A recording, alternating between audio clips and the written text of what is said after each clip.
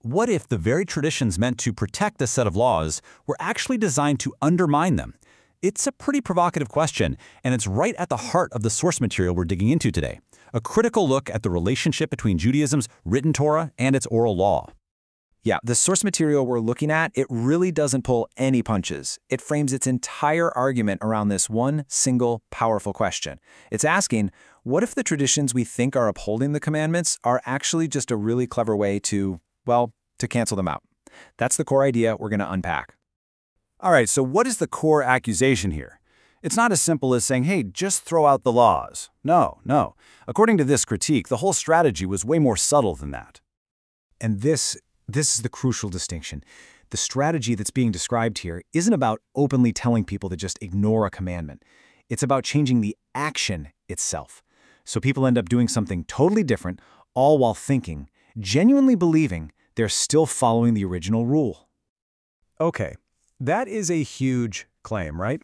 And the source doesn't just leave it there.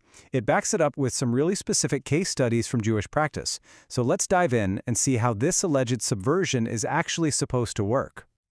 First up, let's talk about the blessing after meals. The written Torah is pretty clear. It says, after you eat and be satisfied, you should bless God. Now, the key thing here, according to the source, is that this applies to any meal that leaves you satisfied. But here's where the critique points out a pretty significant change. The oral tradition, it argues, narrows this command way down, making the full official blessing mandatory only after a meal that includes bread. So you might be wondering, what if you have a huge, totally satisfying meal of, say, fruit and cheese? What happens then? Well, according to the source, a totally new and different blessing was invented just for those non-bread meals. And here's the crucial part. This new blessing completely leaves out any mention of the good land, which was a key part of the original commandment.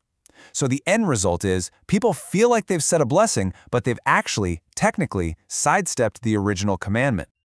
Okay, let's move on to the next example, the mezuzah. The commandment in the Torah seems really direct, right? And you shall write them being the words of Torah, upon the doorposts of your house. And that Hebrew word for doorposts is mezuzot. And here again, the critique points to a major shift in the physical action. The source argues the plain meaning is super simple. Write the words directly on the doorpost. But what does the oral tradition do? It introduces a few extra steps. You write on a piece of parchment, you put that parchment in a case, and then you attach the case to the door. And here's what this critique calls the really clever part. The little parchment scroll itself ends up being called a mezuzah. So now people talk about putting a mezuzah on the door, and they feel like they are fulfilling the commandment perfectly.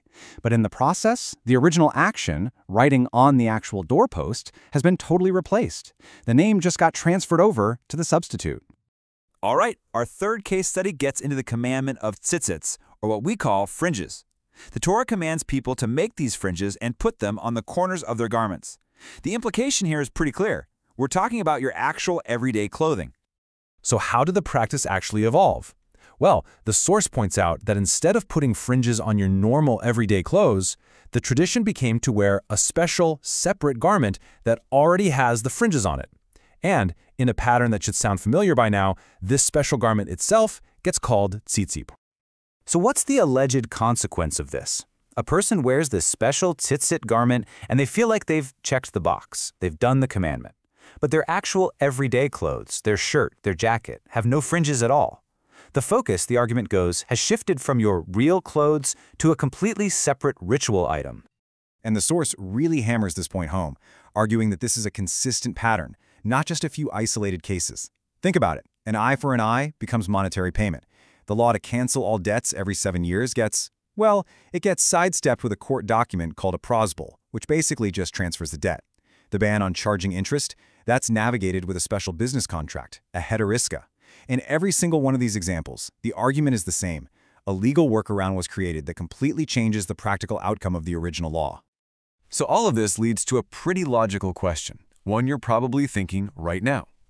If these changes were so significant, how in the world did they become accepted as the authoritative tradition? How is this whole system justified? I mean, this is the big one, right? And the source tackles this question head on. It actually proposes a theory for how the oral law became just as authoritative. maybe even more authoritative than the written law itself. Okay, so the critique lays out what it calls a three-part strategy. Step 1, claim it all has divine origins. Say it was all given to Moses back at Sinai and just passed down orally through the generations. Step 2, add a ton of new, really strict rules to show just how pious and dedicated you are. And then step 3, invent brand new prayers and rituals to prove that your intentions are pure and good. The end result? A system that actually looks more devout, not less. So, after laying out the core accusation, the supposed method, and the justification for it all, the source material we're looking at arrives at a really stark and frankly powerful conclusion about what the Oral Torah truly represents. And here it is, the final verdict. According to this source, the argument is that the Oral Torah isn't just an interpretation of the original covenant. Nope. It's a new covenant entirely, one that has completely replaced the original, all while keeping its very convincing name. So, to put it all together, the crucial takeaway from this critique is all about the framing. The source is arguing that we shouldn't see the oral law as a simple clarification or an explanation. Instead, we should see it as a fundamental replacement, one that's been cleverly disguised as tradition. And all of this really leaves us with a huge question, one that honestly applies to any system that's built on ancient texts. Where exactly is the line between interpretation and transformation? At what point does a tradition, which is supposed to explain a law, actually become a replacement for it?